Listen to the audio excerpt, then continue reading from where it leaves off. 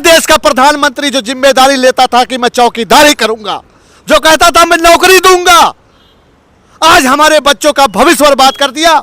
नौजवान को तुम इस साड़ी पहनाना चाहते थे तो लो, सबसे पहले मैं साड़ी पहन लिया और ये पूछना चाहता हूं कि अब आपका मकसद क्या है। और ये चूड़ियां लाए हैं उनके लिए जो कहते थे विपक्ष बोलता नहीं है, कैसे विपक्ष बोल रहा है बताइए। तो बन गए मोदी जी, आप ऐसा ही नौजवानों को बनाना चाहते थे ना, क्यों भारतीय जनता पार्टी वालों। नमस्कार, आप देख रहे हैं नेक्स्ट टाइम्स में आपके साथ शरीफुल्लाह। दिल्ली में जिस तरह से लगातार जंतर मंतर पर प्रदर्शन चल रहा था, आज जब संसद की तरफ वहां पर लाखों छात्र जा रहे थे तो उनके ऊपर लाठी चार्ज कर दिया गया। उनका सिर्फ एक ही कहना था, उनकी एक ही मांग थी कि धर्मेंद्र प्रधान इस्तीफा दें, क्योंकि शिक्षा में लगातार जिस तरह से घोटाला, भर्तियों में घोटाला, पेपर लीक हो रहे थे तो आवाज़ उठा रहे थे। पूरे देश में अलग अलग लोग आवाज़ उठा रहे हैं। हमारे साथ मौजूद हैं दारा सिंह यादव, ये समाजवादी पार्टी के नेता हैं, लेकिन विरोध करने का तरीका जो है, जिस तरह से देख रहे हैं, आज ये साड़ी क्यों पहने हुए हैं, साड़ी में आ गए, आखिर वजह क्या है, किस वजह से इन्होंने साड़ी पहनी है, इनसे ही बातचीत रही। चूँकि पूरा देश एक हो गया, उन छात्रों के साथ आवाज़ से आवाज़ मिलाकर कह रहा है कि धर्मेंद्र प्रधान इस्तीफा दें, मोदी जी जाकर उन छात्रों से बात करें। साड़ी क्यों पहन रखी है आपने आज? देखिए, मन बहुत दुखी है हमारा। इसी देश में जब कोई प्रधानमंत्री बनता था तो दिल्ली के लाल किले से नौजवानों को संबोधित करता था और कहता था कि सबसे पहले देश है, देश का तिरंगा है, देश का संविधान है। आज मैं रो रहा हूं, ये साड़ी मैं इसलिए पहन लिया हूं क्योंकि जो लोग कहते थे कि उत्तर प्रदेश में कोई वीर नहीं बचा, तो ये सरकार हम लोगों को ऐसा बनाना चाहती थी। लोग बन गए मोदी जी, आप ऐसा ही नौजवानों को बनाना चाहते थे ना, क्यों भारतीय जनता पार्टी वालों। आप नौजवान जो हमारे देश का है, जो बॉर्डर की रखवाली करता था, जो डॉक्टर बनता था, जो इंजीनियर बनता था, जो इंस्पेक्टर बनता था, उस नौजवान को तुम इस साड़ी पहनाना चाहते थे तो लो, सबसे पहले मैं साड़ी पहन लिया और ये पूछना चाहता हूं कि अब आपका मकसद क्या है। और ये चूड़ियां लाए हैं उनके लिए जो कहते थे विपक्ष बोलता नहीं है, कैसे विपक्ष बोल रहा है बताइए। कहाँ है देश का प्रधानमंत्री जो जिम्मेदारी लेता था कि मैं चौकीदारी करूंगा, जो कहता था मैं नौकरी दूंगा, आज हमारे बच्चों का भविष्य बर्बाद कर दिया। चूड़ी किसके लिए है? ये चूड़ियां उनके लिए है जिनके मुंह में दही जमा हुआ है, जो भारतीय जनता पार्टी का बंडल लेकर हमारे आंदोलन और प्रदर्शन को बर्बाद करना चाहते हैं, इस देश को खोखला करना चाहते हैं, हमारे नौजवानों को ये साड़ी पहनाना चाहते हैं। क्या कहना चाहेंगे वहां पर जिस तरह से लाठी चार्ज हो रहा है, ये आंसू गैस के गोले छोड़े जा रहे हैं दिल्ली में, क्या कहना चाहेंगे, क्या बनाना चाहेंगे? छोड़ कौन रहा है भैया, ये तो देखो, छुड़वा कौन रहा है ये सरकार। पहले भी आंदोलन होते थे, प्रदर्शन होते थे, धरना होते थे, प्रधानमंत्री जाकर उनकी समस्या सुनते थे। अरे तुम इतने बड़े तानाशाह हो गए, तुम इतने बड़े हिटलर हो गए कि तुम लाठी चलवाओगे हमारे नौजवानों पर, हमारे प्रदर्शन को बदनाम कराओगे, झूठ बोलवाओगे।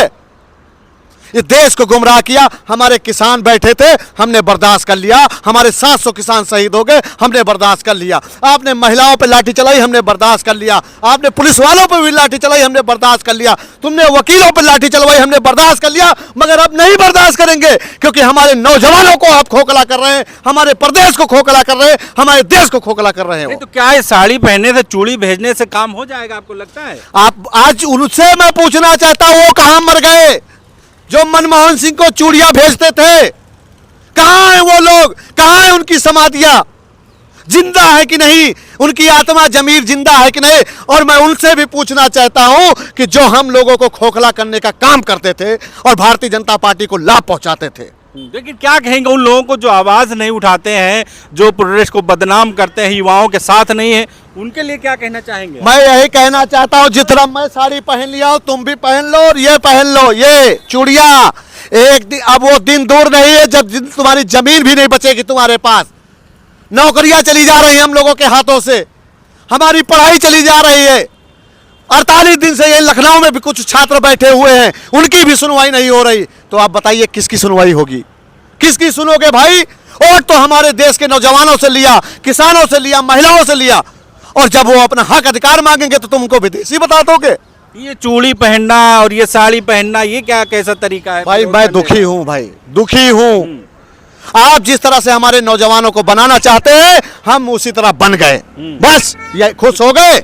अब तो हमारे नौजवानों के साथ आप न्याय कर दो भाई। हम लोग पहन लिया साड़ी ना, क्या चाहते हो? कैसे बनाना, क्या बनाना चाहते हैं वो युवाओं को? हम चाहते हैं हमारा देश का, प्रदेश का जो युवा है वो इंजीनियर बने, डॉक्टर बने, अफसर बने, और ये उनको दंगाई बनाना चाहते हैं, अपराधी बनाना चाहते हैं। ऐसे प्रदर्शन करके थोड़ी ना बनेंगे वहां पर। आप बताइए क्या करें हम, बताइए। लिखित पत्र नहीं देते हैं, ज्ञापन नहीं दिया जाता है। हम हर तरह से निवेदन कर चुके हैं कि भाई जो पेपर लीक हुए उन पर आप कार्रवाई कीजिए। एक पेपर लीक हो जाए, 2 लीक हो जाए, बताइए 93 पेपर लीक हो गए हैं। 93 पेपर लीक हो गए और खामोश हो तुम। पहले भी तो हमारे प्रधानमंत्री मंत्री होते थे, वो अपनी जिम्मेदारियों को समझते हुए, भागीदारी को समझते हुए इस्तीफा दे देते थे। जानते हो क्यों? क्योंकि उनके अंदर शर्म थी, लाज थी, देश को आगे बढ़ाने का जुनून था। और आज हमारा देश भी नहीं संभल पा रहा है, प्रदेश भी नहीं संभल पा रहा है, और फर्जी कुर्सी पे बैठे हुए हमारे देश को खोखला करने का काम कर रहे हैं। लेकिन वो तो कह रहे हैं ना, वहां जा रहे, संसद घेराव करने, उपद्रव करने जा रहे थे अंदर। कौन उपद्रव करना चाहेगा भैया? आप बताइए, आज की महंगाई के जमाने में कौन उपद्रव करना चाहता है? आप अपने आदमी भेजते हो कि नहीं वहां पे? क्यों भेजते हो उनको? आप उनकी जगह पे आपका मंत्री क्यों नहीं जाता है वहां पर उनकी बात सुनने के लिए? हम कह रहे भेजो, आप आइए। क्या आपको शर्म आती है? या कह रहा हूं साड़ी तुम पहन लो पहन लो मोदी जी साड़ी। आप इसी के लायक बच्चे हो और इसी लायक बनाना चाहते हो इस देश को। तुमसे अच्छा हमारे देश की महान महिलाएं थी, वीरांगना उदा देवी जी, जिन्होंने 36 अंग्रेजों को मार दिया था।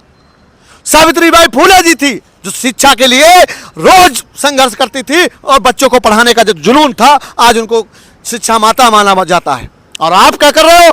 क्या कर रहे हो? आवाज दबाओगे? शर्म नहीं आती तुम लोगों को? इसमें मोदी जी क्या करें? उसमें मोदी जी की क्या गलती? भाई गलती है, आप एक मंत्री नहीं हटा सकते हो? है कितने पेपर लीक करा दिया है?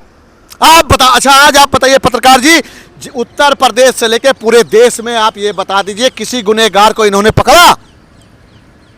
उसको बचाने का क्या काम है? क्या कारण है? हमें बताइए ना।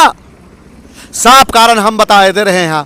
वो आरक्षण नहीं देना चाहते, वो संविधान को नहीं बचाना चाहते हैं, वो इस देश को बर्बाद करना चाहते हैं। मैं साफ कह रहा हूं। नहीं, वो तो कह रहे हैं ना, वहां पर डफली गैंग, टुकड़े टुकड़े गैंग, सोनम वांगचुक को कह रहे हैं कि वो गद्दार अच्छा ये बताओ, एजेंट है। इसी देश में हम पले बड़े हैं और हम अपने अधिकार मांगेंगे तो हम गैंग वाले हो गए हैं? तब ये भी तो कहा करो, बड़ी बड़ी मंचों पे जब चुनाव में वोट मांगने आते हो तब बोला करो कि हमें इनका वोट नहीं चाहिए। क्यों नहीं बोलते हो?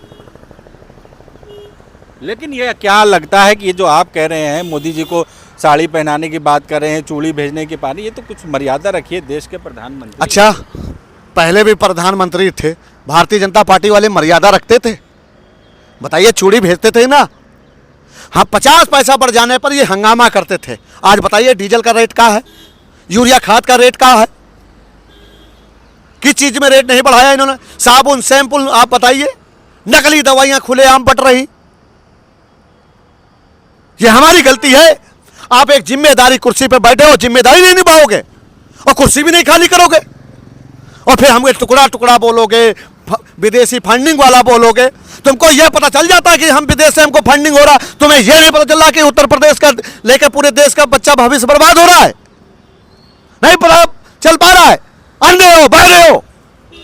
क्यों मजबूर हो गए आप साड़ी पहनने के लिए, चूड़ी पहनने के लिए? मैं मजबूर ये हो गया कि इस मेरे, आप बताइए हमें भैया, हम भी राजनीति करते हैं, इनके चक्कर में क्या जनता हम पर भरोसा करेगी? ये जो गंदगी मचा रहे हैं करेगी? आप बताइए, आप पत्रकार हैं, कुछ गोदी मीडिया के चक्कर में आप भी शर्मिंदा होते हो कि नहीं?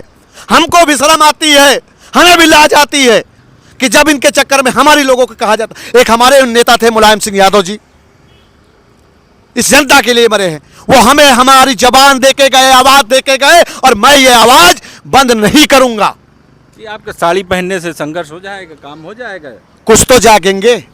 जिसका जमीर जिंदा होगा वो जागेगा अपने बच्चे के लिए, इस देश के लिए। और जो बिकी गया है तो अब उसका क्या करोगे भाई? किसको जगा रहे हैं? सब तो जग रहे हैं ना। कौन जग रहा है? सोचिए, इतना बड़ा आंदोलन हो रहा है। मैं कह रहा हूं, हम एक विधानसभा से कहते हैं, एक लोकसभा से अगर लाख लाख आदमी चले जाते तो क्या इनकी तानाशाही चलती और लाठी चला सकते थे? हम किसके लिए चिल्ला रहे हैं? अपने लिए। हम इसलिए चिल्ला रहे हैं, हम इसलिए ये सब कर रहे हैं ताकि तुम्हारा बच्चा अधिकारी बन सके, तुम्हारा बच्चा डॉक्टर बन सके, कुर्सी पे बैठ सके, गरीबी के हालत में ना मरो, पेड़ में ना लटको। आखिरी में क्या संदेश देना चाहेंगे मोदी जी को? मैं मोदी जी से कहना चाहता हूं, है मोदी जी, अगर तुम सच में इस देश के रहने वाले हो और इस भारत को मानते हो, तिरंगे को मानते हो, तो कृपया आप लोग ये देश छोड़ के चले जाइए, जाइए इस देश छोड़ को। मैं कह रहा हूं भाई, नौजवानों को ये मत बनाइए, मत बनाइए, ये शेर बनाइए ताकि वो देश के बॉर्डर पे खड़ा होकर सुरक्षा कर सके।